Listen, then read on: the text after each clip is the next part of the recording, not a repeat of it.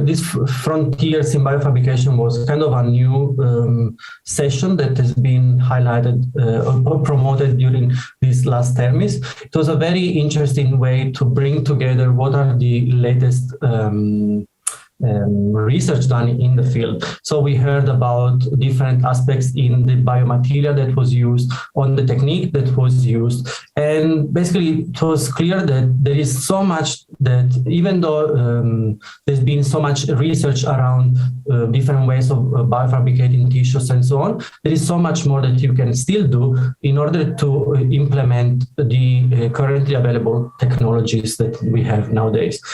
Just as a comparison, when I started working in the 3D bioprinting field in 2006, a bioprinter was costing more than $1 million US.